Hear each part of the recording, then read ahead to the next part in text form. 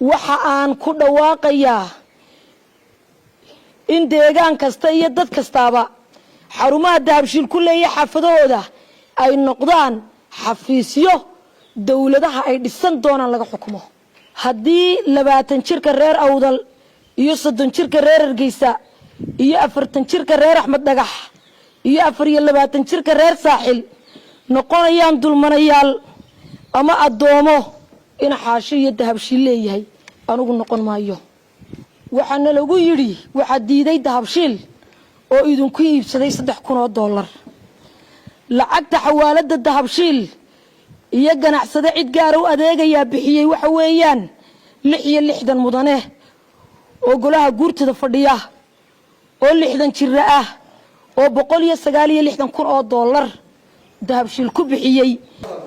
bismillaahir rahmaanir rahiim waxaan doonayaa maanta inaan halkan kala hadlo shacbiga reer Soomaaliland ee lagu tuntay xaquuqdooda dadeed iyo tooda deegaanba waxaan doonayaa inaan halkan ku cadeeyo si aan isu soo gaadhno aniga iyo dadkaygu oo aanan u kala hadhin waxaan doonayaa inaan halkan ka cadeeyo wixii shalay dhacay halkay ka dhaceen sida u dhaceen waxay ku dhaceen iyo waliba cideena dhacday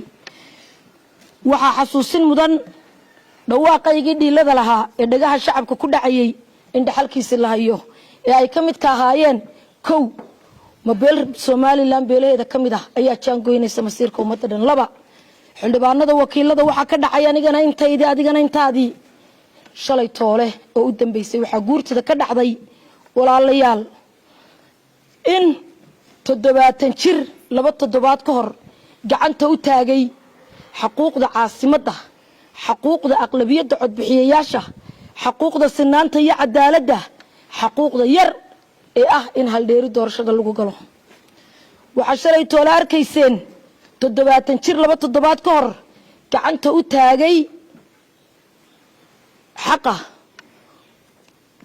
waxa shalay toole arkayseen isla 70 jirkii oo haddana gacanta u taagay xaq darro oo ku dilan $3,000 oo dahabshiil bixiyay waayaan darre iyo murugo hor leh in golihii guurtida iyo odayaashii dadka iyo dalka ugu waaweynaa ee xukumay shalay maantana ay xaq darro ku adimayaan iyadoo ay tahay nuxurka ugu weyn ee doodayadu dul taalay mar haddii xeerarkii doorashooyinka dalka u yaalay ee la wada lahaa laga guuray oo loo guuray wax kale waa inaynu waxan kale ama wada lahaano ama kala lahaano waxa la yiri wala kala lahaanaya waxna kuma yeelanaysaan waxa cadeyn mudan markii xuquuqda caasimadda codkeeda lagu dilay $3,000 dahabshiil bixiyay markii codka caasimadda Hargeysa Faysal Cali Waraabe u istaagay ee yiri hal dheeri markii codka caasimadda u istaagay Ibrahim Mahdi Buubaayo yiri hal dheeri markii codka caasimadda u istaagay Cabdullaahi Darawale yiri hal dheeri markii codka Awdal u istaagay Samatar yiri hal dheeri markii codka Saaxil iyo Maroodi Jeex Gabiile iyo Wajaale wadakada qoyan iyo taqallalane gudoomiye Roodi tiri waa hal dheeri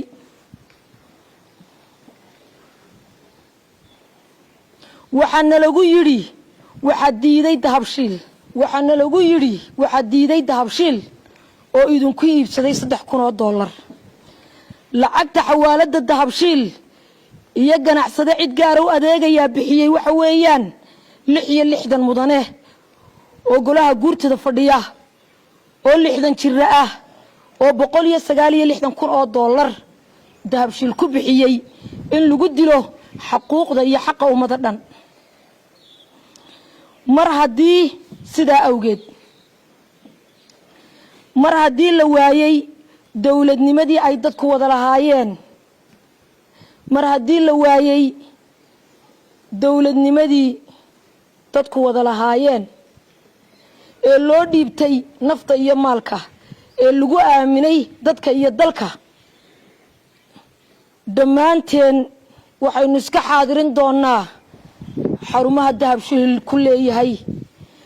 deegaamada dulman haddii 20 jirka reer awdal iyo 30 jirka reer Hargeysa iyo 40 jirka reer Axmed Dhagax iyo 24 jirka reer Saaxil noqonayaan dulmanayaal ama adoomo in xaashi iyo dahabshiil leeyahay anigu noqon maayo waxaan fariin halkan uga dirayaa xukuumadda madaxweyne biixi mudana madaxweyne dadka Soomaaliland wada degani isma gumaysan karaan beelina beel kama adkaan karto beelina beel kuma soo duuli karto ayuubaan laga adkaan karin arabaan laga adkaan karin habar walbaan laga adkaan karin habar yoonis baan laga adkaan karin habar jeclaan laga adkaan karin beel ka adkaan kartaa ma jirto waxaase lagu kala adkaanayaa markay meesha ka baxday nidaamkii dawladnimadee dadka u dhaxeeyay mudana madaxweyne dadkan waxaa dilay markii la waayay wixii lagu midaysnaayad hoggaanka u haysay mudana madaxweyne haddii la waayo intan ugu dambaysay aan sheegayo waxaan go'aaminayaa nin waliba wuxuu gaadhayo sidaa awgeed madaxweyne muuse biixiyow in badan baa lagu dhowray dadka iyo dalkani rajay qabeen waayo ninna kama adkaadeen madaxweyne muuse biixiyow waxaanu sugaynaa maxkamadda dastuuriga dalka u hadhay hadday go'aamadan iyo xeerarkan dhagarta ku adadnimada iyo ummadnimada iyo deegaannimada hadday waqti yar gudahood kaga soo jawaabi weydo waxa aan ku baaqayaa haddii in badan la kala bariyay wax la wada leeyahay ragna bariyeen wax la kala leeyahay hadday maxkamadda dastuuriga dalku kaga jawaabi weydo waqti yar xeerarkan dhagarta ah waxa aan ku dhawaaqayaa in deegaan kasta iyo dad kastaaba xarumaha dahabshiil ku leeyahay xaafadahooda ay noqdaan xafiisyo dawladaha ay dhisan doonaan laga xukumo waxaan ku celinayaa hadday maxkamadda dastuuriga dalku xeerarkan iyo go'aankan kaga jawaabi weydo waqti yar gudahood iyagoo ilaalinaya wada jirka ummadan iyo si wada noolaanshahooda hadday maxkamaddu go'aan ka qaadan weydo qof kastoo reer Soomaaliland oo anigu ugu horeeya wuxuu xafiis ka dhigan doonaa xarumaha dahabshiil xaafadooda ku yaala waxa aan ku dhawaaqayaa in deegaan kasta iyo dad kastaaba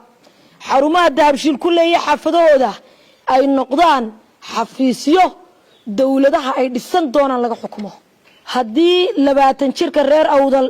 iyo 30 jirka reer Hargeysa iyo 40 jirka reer Axmed Dhagax iyo 24 jirka reer Saaxil noqonayaan dulmanayaal ama adoomo in xaashi iyo dahabshiil leeyahay anigu noqon maayo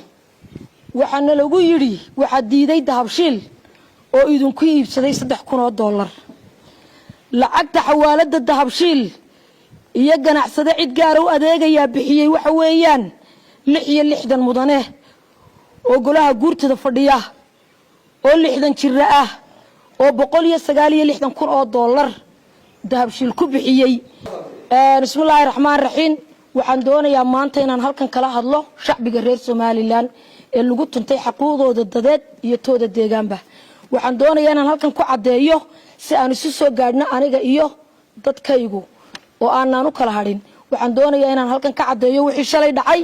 halkay ka dhaceen sida u dhaceen waxay ku dhaceen iyo waliba cideena dhacday waxa xasuusin mudan dhawaaqaygii dhiilada lahaa ee dhagaha shacabka ku dhacayay in dhaxalkiisa la hayo ee ay kamid ka ahaayeen kow ma beel Soomaaliland beelaheeda kamid ah ayaa jaangoynaysa masiirka ummadda dhan laba xildhibaanada wakiilada waxa ka dhacay anigana intaydi adigana intaadii shalay toole oo u dambeysay waxa guurtada ka dhacday walaalayaal in 70 jir 2 toddobaad ka hor gacanta u taagay xuquuqda caasimadda xuquuqda aqlabiyadda codbixiyayaasha xuquuqda sinaanta iyo cadaaladda xuquuqda yar ee ah in hal dheeri doorashada lagu galo waxa shalay toole arkayseen toddobaatan jir laba toddobaad ka hor gacanta u taagay xaqa waxa shalay taarkayseen isla toddobaatan jirkii oo haddana gacanta u taagay xaq darro oo ku dilan $3,000 oo dahabshiil bixiyay waa ayaan darre iyo murugo hor leh in golihii guurtida iyo odayaashii dadka iyo dalka ugu waaweynaa eena xukumay shalay maantana ay xaq darro ku adimayaan iyadoo ay tahay nuxurka ugu weyn ee doodayadu dul taalay mar haddii xeerarkii doorashooyinkee dalka u yaalay ee la wada lahaa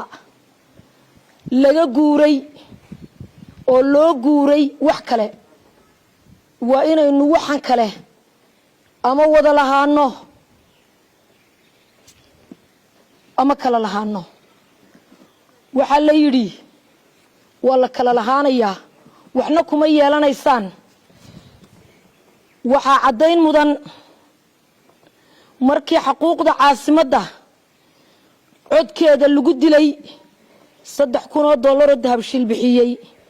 markii codka caasimadda Hargeysa Faysal Cali Waraabe u istaagay ee yiri haldheeri markii codka caasimadda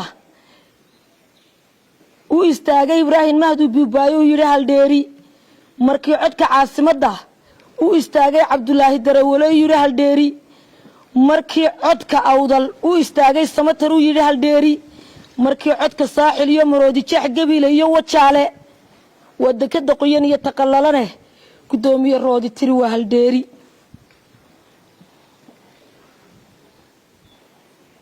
waxana lagu yiri waxa diiday dahabshiil waxana lagu yiri waxa diiday dahabshiil oo idinku iibsaday $3,000 lacagta xawaalada dahabshiil iyo ganacsade cid gaar u adeegaya bixiyay waxa weeyaan 66 mudane oo golaha guurtida fadhiya oo 60 jir ah oo $169,000 dahabshiil ku bixiyay in lagu dilo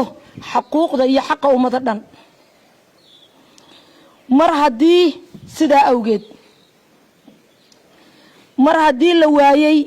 dawladnimadii ay dadku wada lahaayeen mar haddii la waayay dawladnimadii dadku wada lahaayeen ee loo dhiibtay nafta iyo maalka ee lagu aaminay dadka iyo dalka dhammaanteen waxaynu iska xaadirin doonaa xarumaha dahabshiil ku leeyahay deegaamada dulman haddii 20 jirka reer Awdal iyo 30 jirka reer Hargeysa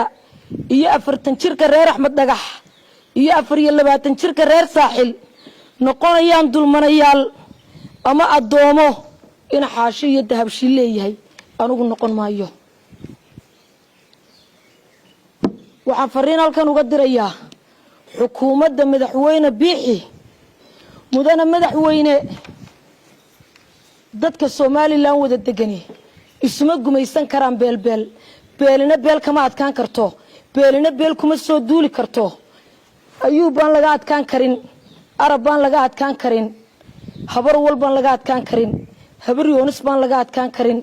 habar jeclaan laga adkaan karin beel ka adkaan kartaa ma jirto waxaase lagu kala adkaanayaa markay meesha ka baxday nidaamkii dawladnimada ee dadka u dhaxeeyay mudana madaxweyne dadkan waxaa dilay markii la waayay wixii lagu midaysnaayad hoggaanka u haysay mudana madaxweyne haddii la waayo intan ugu dambaysay aan sheegayo waxaan go'aaminayaa nin waliba wuxuu gaadhayo sidaa awgeed madaxweyne Muuse Biixiyow in badan baa lagu dhowray dadka iyo dalkani rajay qabeen waayo nin kama adkaadeen madaxweyne Muuse Biixiyow waxaanu sugaynaa maxkamadda dastuuriga dalka u hadhay hadday go'aamadan iyo xeerarkan dhagarta ku adadnimada iyo ummadnimada iyo deegaannimada hadday waqti yar gudahood kaga soo jawaabi weydo waxa aan ku baaqayaa haddii in badan la kala bariyay wax la wada leeyahay ragna bariyeen wax la kala leeyahay hadday maxkamadda dastuuriga dalku kaga jawaabi weydo waqti yar xeerarkan dhagarta ah waxa aan ku dhawaaqayaa in deegaan kasta iyo dad kastaaba xarumaha dahabshiil ku leeyahay xaafadahooda ay noqdaan xafiisyo dawladaha ay dhisan doonaan laga xukumo waxaan ku celinayaa hadday maxkamadda dastuuriga dalku xeerarkan iyo go'aankan kaga jawaabi weydo waqti yar gudahood iyagoo ilaalinaya wada jirka ummadan iyo si wada noolaanshahooda hadday maxkamaddu go'aan ka qaadan weydo qof kastoo reer Soomaaliland oo anagu ugu horeeya wuxuu xafiis ka dhigan doonaa xarumaha dahabshiil xaafadooda ku yaala waxa aan ku dhawaaqayaa in deegaan kasta iyo dad kastaaba xarumaha dahabshiil ku leeyahay xaafadahooda ay noqdaan xafiisyo dawladaha ay dhisan doonaan laga xukumo haddii 20 jirka reer Awdal iyo 30 jirka reer Hargeysa iyo 40 jirka reer Axmed Dhagax iyo 24 jirka reer Saaxil noqonayaan dulmanayaal ama adoomo in xaashi iyo dahabshiil leeyahay anigu noqon maayo waxaana lagu yiri waxa diiday dahabshiil oo idinku iibsaday $3,000 lacagta xawaalada dahabshiil iyo ganacsade cid gaar u adeegaya bixiyay waxa weeyaan 66 mudane oo golaha guurtada fadhiya oo 60 jir ah oo $169,000 dahabshiil ku bixiyay bismillaahir rahmaanir rahiim waxaan doonayaa maanta inaan halkan kala hadlo shacbiga reer Soomaaliland ee lagu tuntay xaquuqdooda dadeed iyo tooda deegaanba waxaan doonayaa inaan halkan ku cadeeyo si aan isu soo gaadhno aniga iyo dadkaygu oo aanan u kala hadhin waxaan doonayaa inaan halkan ka cadeeyo wixii shalay dhacay halkay ka dhaceen sida u dhaceen waxay ku dhaceen iyo waliba cideena dhacday waxa xasuusin mudan dhawaaqaygii dhiilada lahaa ee dhagaha shacabka ku dhacayay in dhaxalkiisa la hayo ee ay kamid ka ahaayeen kow mabeel Soomaaliland beeleeda kamid ah ayaa jaangoynaysa masiirka ummadda dhan laba xildhibaanada wakiilada waxa ka dhacay anigana intaydii adigana intaadii shalay toole oo u dambeysay waxa guurtada ka dhacday walaalayaal in 70 jir 2 toddobaad ka hor gacanta u taagay xuquuqda caasimadda xuquuqda aqlabiyadda codbixiyayaasha xuquuqda sinaanta iyo cadaaladda xuquuqda yar ee ah in hal dheeri doorashada lagu galo waxa shalay toole arkayseen 70 jir 2 toddobaad ka hor gacanta u taagay xaqa waxa shalay toole arkayseen isla 70 jirkii oo haddana gacanta u taagay xaq darro oo ku dilan $3,000 oo dahabshiil bixiyay waa ayaan darre iyo murugo hor leh in golihii guurtida iyo odayaashii dadka iyo dalka ugu waaweynaa ee xukumay shalay maantana ay xaq darro ku adimayaan iyadoo ay tahay nuxurka ugu weyn ee doodayadu dul taalay mar haddii xeerarkii doorashooyinka dalka u yaalay ee la wada lahaa laga guuray oo loo guuray wax kale waa inaynu waxan kale ama wada lahaano ama kala lahaano waxa la yiri wala kala lahaanaya waxna kuma yeelanaysaan waxa cadeyn mudan markii xuquuqda caasimadda codkeeda lagu dilay $3,000 oo dahabshiil bixiyay markii codka caasimadda Hargeysa Faysal Cali Waraabe uu istaagay ee yiri hal dheeri markii codka caasimadda uu istaagay Ibrahim Mahdi Biibaayo uu yiri hal dheeri markii codka caasimadda uu istaagay Cabdullaahi Darawale uu yiri hal dheeri markii codka Awdal uu istaagay Samatar uu yiri hal dheeri markii codka Saaxil iyo Maroodi Jeex Gabiile iyo Wajaale wadakada qoyan iyo taqallalane gudoomiye roodi tiri waa hal dheeri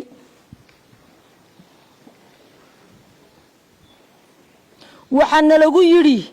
waxa diiday dahabshiil waxaana lagu yiri waxa diiday dahabshiil oo idinku iibsaday $3,000 lacagta xawaalada dahabshiil iyo ganacsade cid gaar u adeegaya bixiyay waxa weeyaan 66 mudane oo golaha guurtada fadhiya oo 60 jir ah oo $169,000 dahabshiil ku bixiyay in lagu dilo xuquuqda iyo xaqa ummada dhan mar hadii sida awgeed mar hadii la waayay dawladnimadii ay dadku wada lahaayeen mar hadii la waayay dawladnimadii dadku wada lahaayeen ee loo dhiibtay nafta iyo maalka ee lagu aaminay dadka iyo dalka dhammaanteen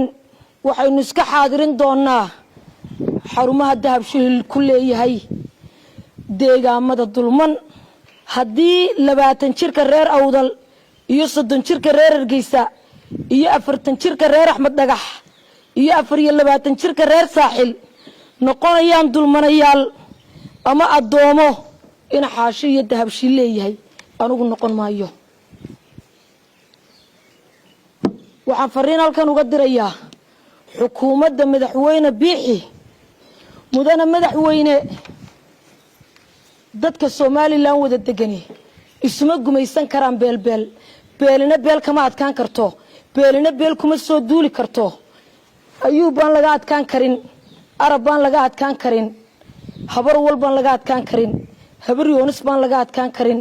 habar jeclaan laga adkaan karin beel ka adkaan kartaa ma jirto waxaase lagu kala adkaanayaa markay meesha ka baxday nidaamkii dawladnimadee dadka u dhaxeeyay mudana madaxweyne dadkan waxaa dilay markii la waayay wixii lagu midaysnaayad hoggaanka u haysay mudana madaxweyne haddii la waayo intan ugu dambaysay aan sheegayo waxaan go'aaminayaa nin waliba wuxuu gaadhayo sidaa awgeed madaxweyne Muuse Biixiyow in badan baa lagu dhowray dadka iyo dalkani rajay qabeen waayo nin kama adkaadeen madaxweyne Muuse Biixiyow waxaanu sugaynaa maxkamadda dastuuriga dalka u hadhay hadday go'aamadan iyo xeerarkan dhagarta ku adadnimada iyo ummadnimada iyo deegaannimada hadday waqti yar gudahood kaga soo jawaabi weydo waxa aan ku baaqayaa haddii in badan la kala bariyay wax la wada leeyahay ragna bariyeen wax la kala leeyahay hadday maxkamadda dastuuriga dalku kaga jawaabi weydo waqti yar xeerarkan dhagarta ah waxa aan ku dhawaaqayaa in deegaan kasta iyo dad kastaaba xarumaha dahabshiil ku leeyahay xaafadahooda ay noqdaan xafiisyo dawladaha ay dhisan doonaan laga xukumo waxaan ku celinayaa hadday maxkamadda dastuuriga dalku xeerarkan iyo go'aankan kaga jawaabi weydo waqti yar gudahood iyagoo ilaalinaya wada jirka ummadan iyo si wada noolaanshahooda hadday maxkamaddu go'aan ka qaadan weydo qof kastoo reer Soomaaliland oo anigu ugu horeeya wuxuu xafiis ka dhigan doonaa xarumaha dahabshiil xaafadooda ku yaala waxa aan ku dhawaaqayaa in deegaan kasta iyo dad kastaaba xarumaha dahabshiil ku leeyahay xaafadahooda ay noqdaan xafiisyo dawladaha ay dhisan doonaan laga xukumo haddii 20 jirka reer Awdal iyo 30 jirka reer Hargeysa iyo 40 jirka reer Axmed Dhagax iyo 24 jirka reer Saaxil noqonayaan dulmanayaal ama adoomo in xaashi iyo dahabshiil leeyahay anigu noqon maayo waxaana lagu yiri waxa diiday dahabshiil oo idinku iibsaday $3,000 lacagta xawaalada dahabshiil iyo ganacsade cid gaar u adeegaya bixiyay waxa weeyaan 66 mudane oo golaha guurtada fadhiya oo 60 jir ah oo $169,000 dahabshiil ku bixiyay bismillaahir rahmaanir rahiim waxaan doonayaa maanta inaan halkan kala hadlo shacbiga reer Soomaaliland ee lagu tuntay xaquuqdooda dadeed iyo tooda deegaanba waxaan doonayaa inaan halkan ku cadeeyo si aan isu soo gaadhno aniga iyo dadkaygu وأنا نكلا هارين وعن دوني أنا هلكن كعد يوحي شلي دعي هلكي كدعان سدو دعان وحي كدعان يولي بعدين دعضي وحا حسوسين مدن dhawaaqay dhiilada lahaa ee dhagaha shacabka ku dhacayay in dhaxalkiisa la hayo ee ay kamid ka ahaayeen kow mabeel Soomaaliland beeleeda kamid ah ayaa jaangoynaysa masiirka ummadda dhan laba xildhibaanada wakiilada waxa ka dhacay anigana intaydii adigana intaadii shalay toole oo u dambeysay waxa guurtada ka dhacday walaalayaal in 70 jir laba toddobaad ka hor gacanta u taagay xuquuqda caasimadda حقوق أغلبية عد بحياشة حقوق سنانة يا عدالة حقوق ير إن هالدير دورشة اللي قالوا وعشرة دولار كيسين تدبات تنشر لبا تدبات كور كعنت أتاجي حقه وعشرة دولار كيسين إسلا تدبات تنشركي وهذا كعنت أتاجي حق دره وكدلن صدق كنا $1 الذهب شيل بحيي وأيان درئي مروجو هرله إن قريه جورتدا يقضياش دتك يدلك وجوه وينا إن حكومي شلي ما أنتنا يحق دركو الدميان يدو أي تهي نحرك وجوهين ضد يدو دلتا لي مر هدي حرر كي دور شوين كدلك ويا لي إلا وضلها لجا جوري أو لو جوري وحكله وإن نوحن كله أما وضلهانه أما كلا لهانه وحلا يري ولا كلا لهانيا وإحنا كم يالنا إنسان وحعدين مدن مركي حقوق ده عاصمة ده عد كده اللي قد لي صدق كنا $1 الذهب شيل بحيي مركي عد كعاصمة ده هرجيسة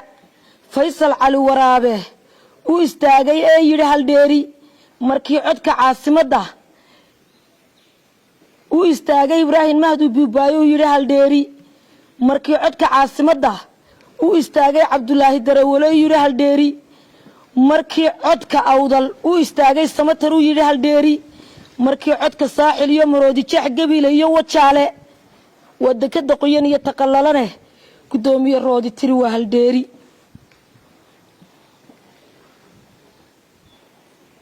وحنا لقو يري وحديدي دهبشيل وحنا لقو يري وحديدي دهبشيل oo idinku iibsaday $3,000 lacagta xawaalada dahabshiil iyo ganacsade cid gaar u adeegaya bixiyay waxa weeyaan 66 mudane oo golaha guurtada fadhiya oo 60 jir ah oo $169,000 dahabshiil ku bixiyay in lagu dilo xuquuqda iyo xaqa ummadda dhan mar hadii sida awgeed mar hadii la waayay dawladnimadii ay dadku wada lahaayeen mar hadii la waayay dawladnimadii dadku wada lahaayeen ee loo dhiibtay nafta iyo maalka ee lagu aaminay dadka iyo dalka dhammaanteen waxaynu iska xaadirin doonaa xarumaha dahabshiil ku leeyahay deegaamada dulman haddii 20 jirka reer awdal iyo 30 jirka reer Hargeysa iyo 40 jirka reer Axmed Dhagax iyo 24 jirka reer Saaxil noqonayaan dulmanayaal ama adoomo in xaashiyo dahabshiil leeyahay anugu noqon maayo waxaan fariin halkan uga dirayaa xukuumadda madaxweyne biixi mudana madaxweyne dadka Soomaaliland wada degani isma gumaysan karaan beelina beel kama adkaan karto beelina beel kuma soo duuli karto ayuu baan laga adkaan karin arab baan laga adkaan karin habar walbaan laga adkaan karin habar yoonis baan laga adkaan karin habar jeclaan laga adkaan karin beel ka adkaan kartaa ma jirto waxaase lagu kala adkaanayaa markay meesha ka baxday nidaamkii dawladnimada dadka u dhaxeeyay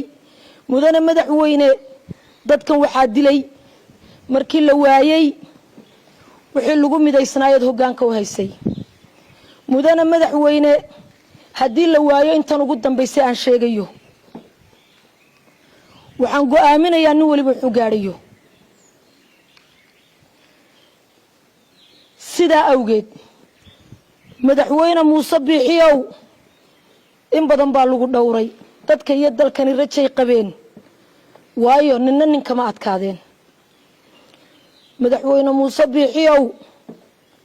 waxaanu sugaynaa maxkamadda dastuuriga dalka u hadhay hadday go'aamadan iyo xeerarkan dhagarta ku adadnimada iyo ummadnimada iyo deegaannimada hadday waqti yar gudahood kaga soo jawaabi weydo waxa aan ku baaqayaa haddii in badan la kala bariyay wax la wada leeyahay ragna bariyeen wax la kala leeyahay hadday maxkamadda dastuuriga dalku kaga jawaabi weydo waqti yar xeerarkan dhagarta ah waxa aan ku dhawaaqayaa in deegaan kasta iyo dad kastaaba xarumaha dahabshiil ku leeyahay xaafadahooda ay noqdaan xafiisyo dawladaha ay dhisan doonaan laga xukumo waxaan ku celinayaa hadday maxkamadda dastuuriga dalku xeerarkan iyo go'aankan kaga jawaabi weydo waqti yar gudahood iyagoo ilaalinaya wada jirka ummadan iyo si wada noolaanshahooda hadday maxkamaddu go'aan ka qaadan weydo qof kastoo reer Soomaaliland oo anigu ugu horeeya wuxuu xafiis ka dhigan doonaa xarumaha dahabshiil xaafadooda ku yaala